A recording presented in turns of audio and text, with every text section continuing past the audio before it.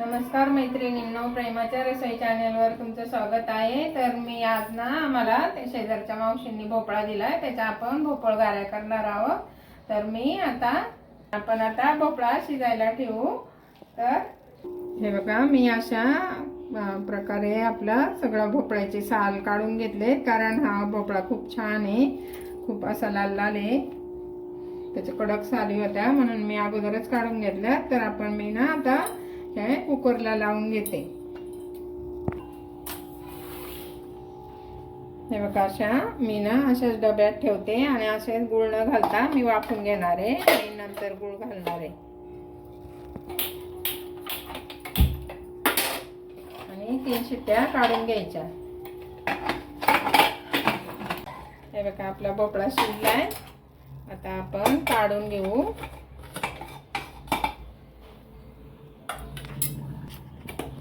हे बघा, आपण अर्धा किलो असा भोपळा असेल हा मी उकडायला ठेवला होता, आता उकडून झालाय। आपण आता त्याला चांगलं मऊ करू, असं दाबून घ्यायचा म्हणजे छान मऊ होतो। हे बघा, आता छान मऊ करून घेतले। आता आपण यामध्ये गूळ घालूया। मी कढईत चांगलं मऊ करून हे भोपळा मऊ करून झालाय आपला। आता कढईत ठेवलाय, तर मी आपल्याला गूळ लागल तोपर्यंत मी तुम्हाला आपल्याला पीठ मळायचंय ना ते साहित्य सांगते आणि याच्यात गूळ किती टाकायचा। तर आता मी एक वाटी, हे एवढं एक वाटी हे होतं आपलं भोपळा शिजून झालाय, तर मी याची अर्धी वाटी याच्यात गूळ टाकते।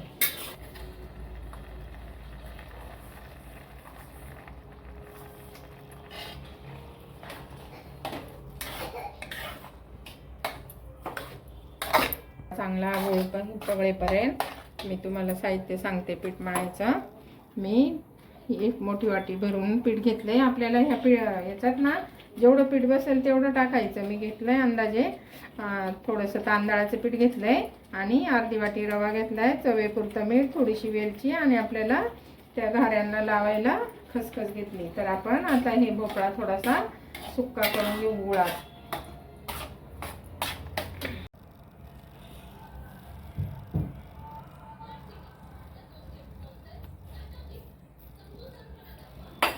आपण थोडंसं पीठ असं घेऊ,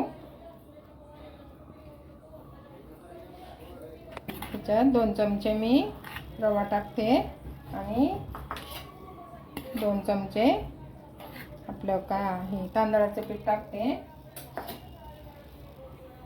आपल्याला ना लागल तसंच हे करायचं, लागल तसं पीठ घेऊया नंतर आपण, पण अगोदर चवीपुरतं मीठ टाकलं।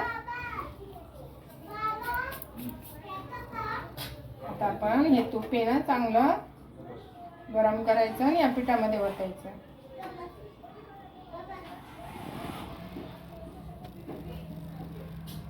असं कडकडीत तूप ना यामध्ये घालायचं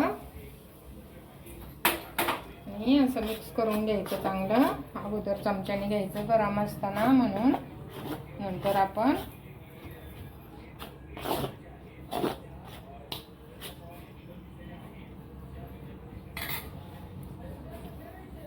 असं चोळून घ्यायचं। सगळ्या पिठाला तूप लागलं पाहिजे असं छान। आपली अशी मुठवळली पाहिजे अशी, म्हणजे सगळ्या कणाकणाला ते तूप लागतं चांगलं। आता आपण थंड झाले ते थोडं थोडं त्यामध्ये असं टाकून घेऊ। असं थोडं थोडं चांगलं मळून घ्यायचं, जसं पीठ लागेल ना तसं घालायचं।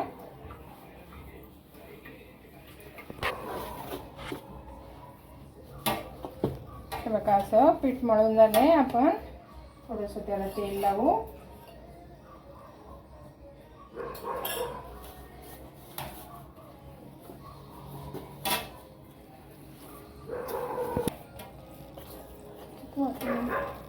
हे बघा, असं आपलं पीठ मळून झालंय। आता आपण याला ना रवा असल्यामुळं थोडंसं 10-15 मिनिटं आपण भिजून देऊ चांगलं आणि मग आपण घाऱ्या करू।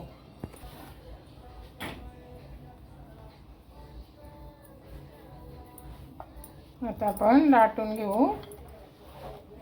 त्याला थोडेसे असे तीळ लावते. परत असं लाटून घ्यायचं. परत ह्या साईडनी पण असं तीळ लावायचं आणि परत असे लाटून घेऊया आपण. तर आपलं तेल तापलंय. आपण त्यामध्ये अशी पुरी सोडायची.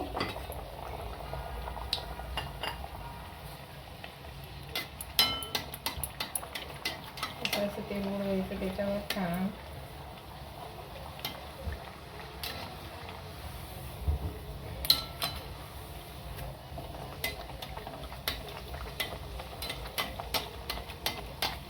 मध्यम गॅसवर तळायच्या म्हणजे छान होतात त्या. हे टम्म फुगली. आता आपण ही पुरी काढून घेऊया. अशा फुगल्या का काढून घ्यायच्या पुऱ्या. आता अजून एक करून दाखवते तुम्हाला.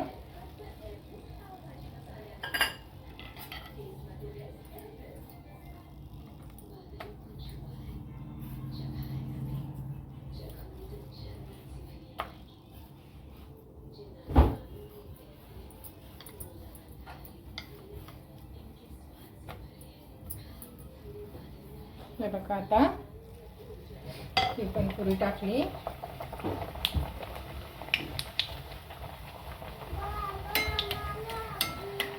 फास्ट गॅसवर करायचा. थोडी ते हे झाली का आणि पिठात नाही लाटायची पुरी ना, तेलावरच लाटायची. अशी फुगून वर आली का काढून घ्यायची म्हणजे चांगली भाजते.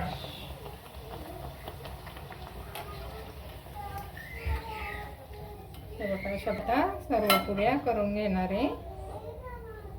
हे बघा अशा प्रकारे आपल्या टम्म फुगलेल्या पुऱ्या झाल्यात. हे बघा किती छान झाल्यात, मऊ लुसलुसीत. तुम्हाला तोडून पण दाखवते. हे बघा आतमध्ये पण छान भाजल्यात. अशा प्रकारे आपण त्या घाडग्या केल्यात. तुम्हाला जर हा व्हिडिओ आवडला तर लाईक करा, शेअर करा, सबस्क्राईब करा, कमेंट करा. Bye bye.